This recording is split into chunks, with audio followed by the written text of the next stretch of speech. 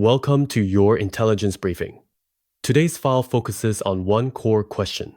What does the sudden removal of senior PLA commanders actually tell us about China's military trajectory? And what, if anything, it changes for Taiwan and cross-strait security? To answer that properly, we need to step away from rumors and look at structure. And that brings us to one of the most authoritative analyses currently available, the Jamestown Foundation Assessment. On January 26, the Jamestown Foundation, a Washington-based think tank known for its long-running and granular coverage of the People's Liberation Army, published a detailed assessment titled Zhang Youxia Differences with Xi Jinping Led to His Purge. The report was authored by K. Tristan Tang, a specialist in PLA force development and command dynamics. This analysis is important for one reason.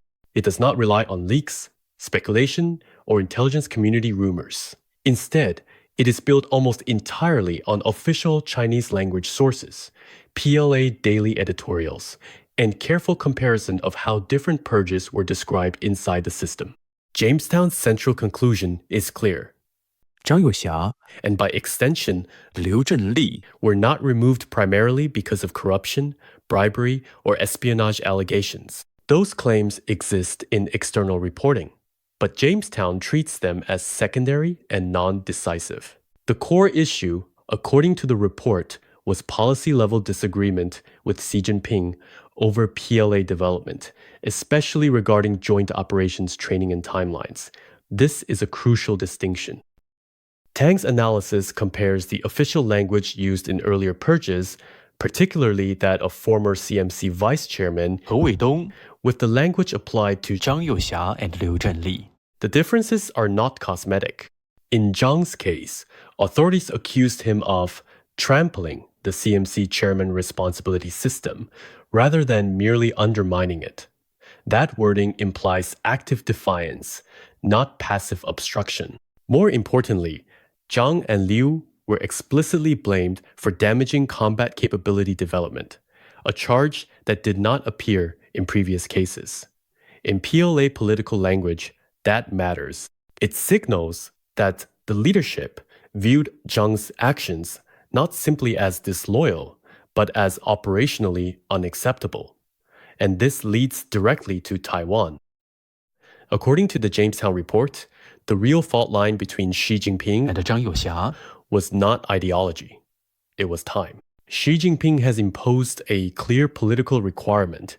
The PLA must be capable of conducting a Taiwan invasion by 2027. Zhang Youxia, by Contrast, consistently articulated a more deliberate, capability-first approach. His public statements emphasized fixing long-standing training deficiencies, developing networked and unmanned systems, and building joint operational competence step by step.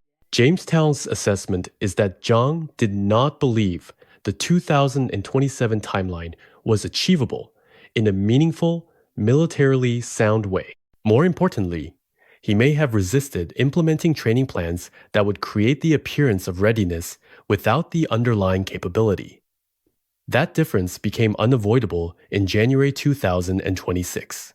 This month marked the start of the final annual training cycle before 2027. At that point, training schedules, content, and execution plans would have exposed internally whether the PLA was actually on track.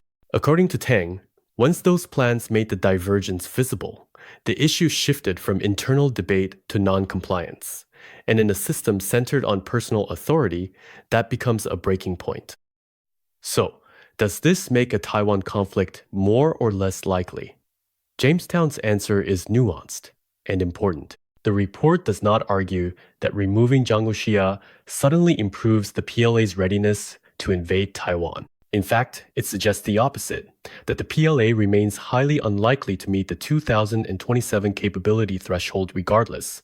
However, the removal of Zhang and Liu changes incentives. Xi Jinping is now more likely to promote commanders who will execute his blueprint without resistance, even if that means accelerating training and exercises in a more rushed and politically driven manner.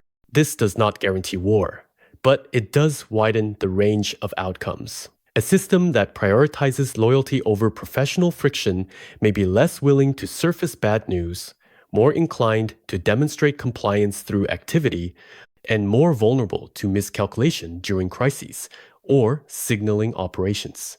From a Taiwan and regional security perspective, that matters. Not because it signals imminent conflict, but because it suggests more aggressive training cycles, more frequent exercises, and sharper signaling, even as underlying capability gaps persist. And ask again, does this make a Taiwan conflict more or less likely? My honest answer is, it creates a wider distribution of outcomes. Let's hold two pathways in mind. Pathway 1. Internal consolidation lowers near-term action. If the leadership believes command reliability is in question, it may avoid high-risk external operations until internal confidence is rebuilt. This is the logic some analysts outline. Command disruption, succession uncertainty, and anti-corruption pressure reduce the appetite for a complex operation where failure is strategically costly. Pathway 2. Loyalty-first incentives increase miscalculation risk. The opposing logic is that as loyalty becomes the primary currency, officers may become less willing to surface bad news, more eager to demonstrate compliance, and more likely to execute escalatory instructions without the friction of professional dissent. That doesn't guarantee action, but it can increase the chance of miscalculation, especially during crises, exercises, or signaling campaigns. Now, what should you watch concretely? Here are 4 indicators that matter more than social media rumors. 1. Personnel sequencing. Who appears in public with authority signals, and in what order? 2. Joint command messaging. Any emphasis on joint operations tempo, readiness, or theater command discipline. 3. Procurement rhetoric. Continued warnings about political problems in the weapons and equipment system. 4. Taiwan theater posture. Not just activity levels, but whether actions look like calibrated signaling or operational rehearsal. Now we need to be precise.